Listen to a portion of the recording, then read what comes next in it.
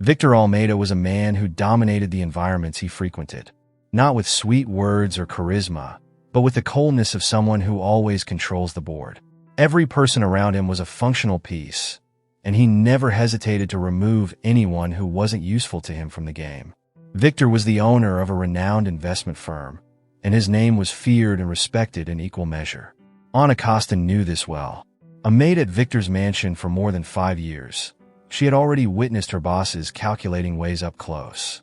To him, she was nothing more than a shadow, invisible, silent, and expendable. But that afternoon, something different happened. With his eyes fixed on the papers on his office table, Victor spoke dryly and directly, without even looking up. "Ana, I need you to accompany me to a business dinner tonight. It's not an invitation, it's an order. Be ready at 8. And remember, I don't tolerate delays. Oh, and don't say a word there. Absolute discretion." Ana froze. That order sounded more like a summons to a game she had never participated in. His mind raced with questions that remained unanswered. What did he want with this? Why take her to a place where she clearly didn't belong? But instead of questioning, she replied firmly, "Yes, Mr. Almeida. I'll be ready." Back in her small room in the mansion, Ana stared at the simple wardrobe she had. There were no luxurious dresses, no glittering jewelry. With calm and determination, she chose a dark blue dress, discreet but elegant enough not to attract attention. Exactly what Victor wanted. If he wants me to be invisible, I will be. But that doesn't mean I won't observe everything around me, thought Ana, as she fixed her hair and looked at herself in the mirror. At 7:55 p.m., she went downstairs. Victor was already waiting for her in the lobby, checking his wristwatch with an air of impatience.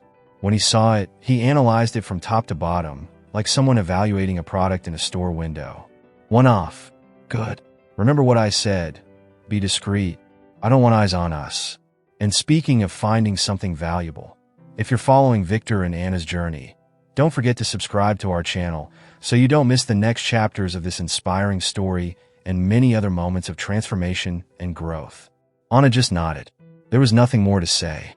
The car took them to an upscale restaurant, the kind of place where the waiters wear white gloves and the crystal glasses sparkle in the chandelier light.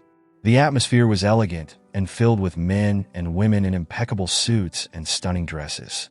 As Ana crossed the room alongside Victor, the looks began to appear. Some were disguised, others were more direct. She felt every look like a weight on her shoulders. She didn't need anyone to tell her that she didn't fit in there. Victor gave a cold and automatic presentation to the business people who were waiting for them at the table. "This is Mr. Moreira, our partner in the next round of investments." But he didn't say Anna's name. He didn't introduce her. He did not mention the reason for his presence. To others, she was nothing more than a faceless figure next to Victor, a silent and replaceable part. She knew that, but deep down, something inside her was beginning to change. Have you ever witnessed something so unexpected that the entire room fell silent? What if this attitude came from someone known for being cold and calculating? These questions wouldn't leave Anna's head. She knew that night, something bigger was about to happen. The meeting followed the rhythm that Victor Almeida knew well. Projected charts, investment strategies, and technical discussions took over the table. He conducted the meeting with coolness and precision, each word carefully calculated to reinforce his authority. Investors followed, some agreeing, others questioning, but all with attentive eyes. Ana Costa was sitting next to him, silent, as Victor had ordered, but with her eyes always attentive. With each word or expression, she absorbed details, and although she felt out of place, she didn't let it show. It was then that an unexpected voice broke the dynamic. "And you? What do you think of all this?" asked Raul Estevez, one of the most respected investors at the table. He looked directly at Ana. His tone was challenging, but his smile indicated genuine curiosity. The air in the room became thick. Ana knew that a polite smile or an evasive answer was expected, but this time, she decided to do something different. He took a deep breath and, with a firm voice, said, "I think that true growth is not just in numbers, but also in people. A company that grows alone, without benefiting those around it, will not sustain itself for long." The silence that followed was almost palpable. Eyes turned to Ana, and for a moment she felt the weight of all the attention. Victor looked at her with a mixture of disbelief and irritation. Before he could intervene, Raoul let out a short, unexpected laugh. "Interesting, very interesting," said Raoul, crossing his arms and leaning forward. "I don't usually hear this perspective here. I like that." Other investors began to agree, and suddenly, Anna was involved in the conversation. What was supposed to be a meeting controlled by Victor became a debate with Anna's active participation. Each time she spoke, her clarity and frankness gained more attention. Victor tried to regain control, but it was too late. On the way back to the mansion, the silence in the car was heavy. Victor didn't say a word, but his gaze fixed on the road betrayed his irritation. As soon as they arrived, he went straight to the office. Anna, sensing the confrontation, hesitated but decided to follow him. "Who do you think you are to speak at a business meeting?" said Victor, turning sharply towards her. His eyes were full of frustration. "I just answered a question they asked me," said Anna, remaining calm. She responded as if she owned the table. He gestured angrily. "I don't need anyone to humiliate me in front of my own investors." "I didn't try to humiliate you, Mr. Almeida," Anna replied, keeping her gaze steady. "I just said what I think." Victor narrowed his eyes, his jaw clenched in anger. He walked to the door and looked at her over his shoulder. "Then I'll make things easier. Consider yourself fired. I don't need people who don't know their place." Anna felt the impact, but did not lower her head. He looked at him calmly and replied, "I know exactly my place, Mr. Almeida. Maybe you don't know yours." The silence that remained in the air was stronger than any scream.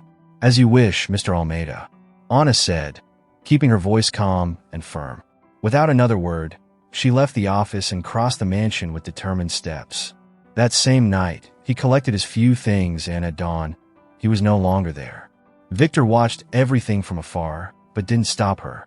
Part of him knew something had changed, but his pride and arrogance were greater than any flicker of doubt.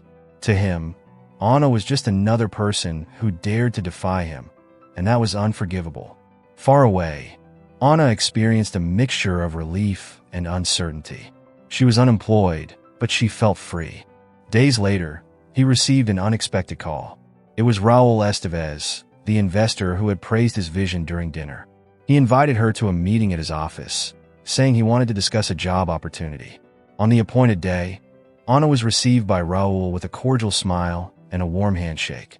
"Ever since that meeting, I can't stop thinking about your perspective," he said. "People like you are rare, and I would like to have you on my team." Raul explained that she was expanding her investments in social impact projects and needed someone with her vision. The invitation took her by surprise, but she accepted with enthusiasm. It was a chance to work on something meaningful, something he had always wanted. While Anna flourished in her new role, developing social initiatives and gaining everyone's respect, Victor faced a crisis. Her company was under pressure from investors who began to question its lack of social responsibility. The same issue raised by Anna that night. Partnerships were terminated, and his reputation crumbled. Desperate, Victor sought out Raul to propose an alliance. On the day of the meeting, when he entered the room, he found Anna sitting at the table, reviewing documents. She looked up calmly and confidently. "Mr. Almeida, how can I help you?" she asked professionally. Victor was silent. He hadn't expected to see her there, but now she was an important piece in the game that he no longer controlled. "I'm here to talk to Raul Estevez," said Victor Almeida, ignoring Ana Costa's presence in the room. "I didn't know you'd be here. I imagined you would occupy a position more suited to your profile." After a frustrating meeting, he found himself faced with a dilemma: continue denying reality or admit his vulnerability and seek help. Having decided, he called Lombard's workshop. The request was sincere this time. Anna, upon hearing his voice, noticed the change. "I need to talk to you," he said. "I'm willing to listen, but you need to be willing to listen," Anna replied calmly. That night, they met in a cafe. Victor, with difficulty, began to admit his mistakes. The arrogance that had always defined him was giving way to a painful humility. Anna listened to him carefully, knowing that the change would go a long way. She explained that to save his company, he would need to start from scratch. Changes would have to come from within, which would require concessions and an abandonment of old practices. Victor listened attentively, understanding the importance of change. In the end, he knew that Anna was right. To save everything he had built, he would need to give up absolute control and trust the people around him. For the first time, he felt the weight of a responsibility greater than profit or image. "I'm willing to try, Anna," he said sincerely. "I know it will be difficult, but I'm ready to do whatever is necessary," said Victor with a sincerity that even surprised him. Anna smiled, almost imperceptibly, and agreed to help him, but on one condition. "From now on, we will be partners in this project. I won't just be here to obey orders, and you will have to listen to what I have to say. If you can accept that, we can begin." Victor felt it, knowing that even though it was a new experience, this was his only chance to regain what he had lost. And somehow, he felt that working with Anna would give him something he had never considered: real purpose. So, with that unlikely alliance, they began to design what would be the biggest challenge of Victor's life. The first day of this new association was an intense test for Victor. Anna, now with a position of equal importance, began a series of meetings with directors and team leaders to re-establish trust and create an environment of transparency. For the first time, Victor found himself in a secondary role, watching Anna lead the team with a confidence he had never had. He felt uncomfortable, but he knew this was part of the process. During meetings, Anna encouraged employees to express themselves openly, while Victor listened in silence, resisting intervening. The transition was difficult, but some began to open up and talk honestly about how to improve the work environment. Anna insisted that, to regain the trust of customers and investors, they would first need to rebuild internal trust. That was the first challenge, rebuilding what Victor's arrogance had destroyed over the years. In the following days, Anna implemented several changes, with Victor's somewhat reticent support. One of the first initiatives was to create a support program for employees, offering training and encouragement to develop new skills. Although Victor struggled to see the immediate value, Anna insisted that this type of investment would transform the organizational culture. "It may not seem like a big benefit now, Victor, but you will see a difference in employees' time commitment. They need to feel that they are valued, not just as resources, but as people," Anna explained patiently. Over time, Victor realized that Anna's leadership was gaining everyone's trust, something he had never achieved. Each new meeting became a lesson for him, not just about business, but about the true meaning of leadership. In the following weeks, Victor tried to follow the company's new guidelines, trying to adopt the approach that Anna advocated. However, the transformation was not quick. There were still traces of his old way of leading, of his impulsive and controlling temperament. Investors' patience was at its limit. In one of the meetings, pressured by the financial results that still did not show significant growth, Victor let himself be carried away by his old attitude. He suggested abandoning social initiatives and returning to focusing on profits, as the company had always done. Although he tried to soften his words, the frustrated tone showed a stance that was out of step with the company's current vision. Investors were incredulous. A murmur of disapproval filled the room. Anna, attentive to the change in shareholders' expressions, realized that this was putting all the trust she had built at risk. After the meeting, Anna approached Victor. "Victor, what happened in there? You look like the old Victor, the one we thought we left behind," he said with contained frustration. Victor, irritated with himself, explained, "I felt pressured and lost control. I can't stand this constant judgment anymore, as if everyone is waiting for me to fail." Anna knew that this could be a disaster for everything they had worked for. Minutes later, the council met without Victor and discussed the possibility of removing him from leadership. "We cannot continue with someone who, in a crisis, returns to such an aggressive and old-fashioned attitude. We need someone who truly represents the company's new vision," said one of the directors. Knowing Victor's importance and the transformation he was attempting, Anna decided to intervene.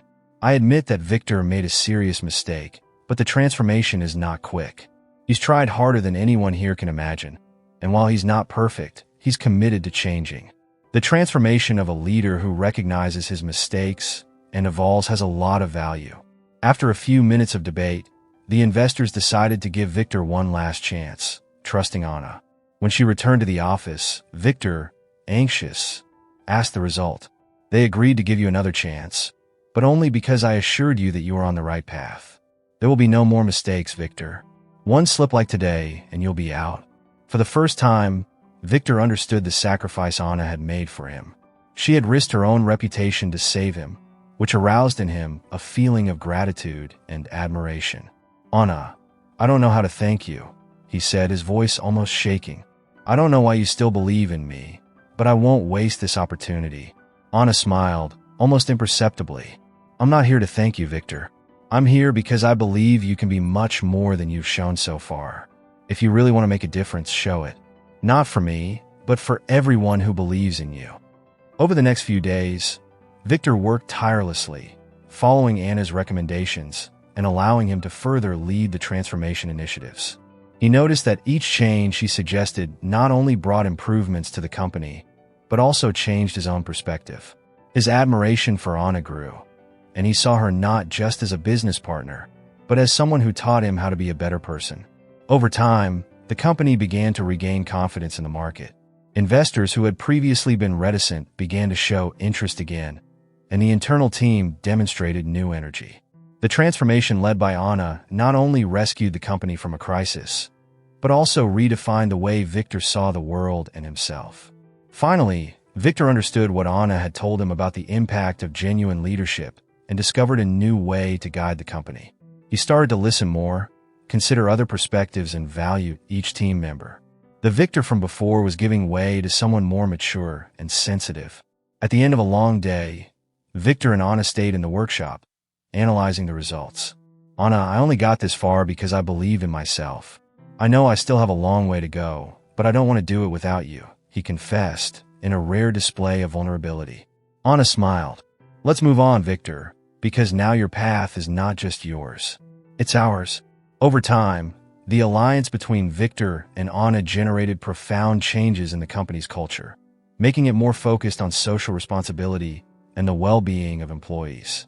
Victor's transformation did not go unnoticed, and the company began to be seen as a model of ethics and futuristic vision.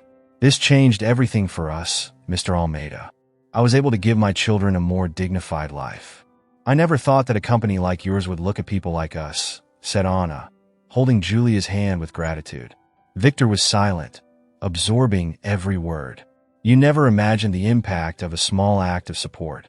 He understood that his every decision had the power to transform lives. On the second day, they visited a school renovated by the company. The building, previously deteriorated, was now welcoming, with new walls and a playground. The children welcomed them with smiles and enthusiasm. A teacher approached and thanked them for their support, mentioning that previously the school's conditions were so precarious that many students were absent due to the infrastructure. Now, she said, the children had a safe place to learn, and it gave them a better future. Victor felt the weight of responsibility. It was no longer a number on a graph, but lives and dreams that depended on your decisions. On the third visit, they went to a housing complex where low-income families had received help to improve their homes. An elderly man, Jose, invited them in, proudly showing off the improvements. Now I have a safe home for my children, he said emotionally. Victor felt that something inside him had changed profoundly. Their reality was far from business goals. He understood that true success was not cumulative, but distributive, and that his decisions directly impacted the lives of many people. During the return, Victor remained silent, reflecting. Julia knew he was assimilating an experience that would change his trajectory. At the end of the trip, he turned to her, with a more vulnerable and grateful look. Julia, I thought I knew what success was, but you showed me otherwise. Seeing the impact of our work was a life lesson. Now I understand that none of this would have happened without you by my side. Julia smiled. This is the true essence of leadership, Victor. Leadership is about transforming lives. In the following days, the company was awarded for its initiatives, becoming an example for others. The following weeks showed a profound change in Victor, who now saw his work with a greater purpose. And with Julia by his side, he knew his journey was just beginning. Anna, would you agree to be my girlfriend? Victor asked, his heart racing, waiting for her answer. Anna smiled, her eyes shining with joy. Yes, Victor, nothing would make me happier, she replied, as he hugged her, sealing her that moment with the silent promise that they would face everything that life threw at them together. The following months were full of happiness. Anna and Victor were not just lovers. They were companions on a unique journey, where every achievement was shared and every challenge faced together. They both knew they had found something in each other that they never imagined they could have. Later, during a quiet night, Victor surprised Anna by asking her to marry him. For him, it was the perfect way to seal the commitment that already existed between them. Anna, moved, immediately accepted, but with one condition. She wanted a simple and intimate ceremony, reflecting what really mattered to both of them. Months later, they celebrated Anna's dream in a small garden decorated with wildflowers, surrounded by close friends and family. For Victor, that was the most important day of his life. It wasn't just a wedding. It was the beginning of a new stage alongside the woman who had taught him to love, transform, and believe in the true value of each choice. At the end of the ceremony, as they watched the stars, Anna took Victor's hand and whispered, "Thank you for everything, Victor. For teaching me as much as I taught you." He smiled, squeezing your hand tenderly. "Anna, it's the best gift life has given me. And together, we can build a future that reflects the best of us." With that promise, they moved forward, united by a love as strong as their commitment to the world around them. Together, Victor and Anna built a legacy of compassion, impact, and purpose, inspiring everyone around them to seek something beyond themselves. A love and a society that would leave marks far beyond what they could imagine. If you also believe in the power of a transformative journey like theirs, like and share this video with someone who needs a dose of inspiration.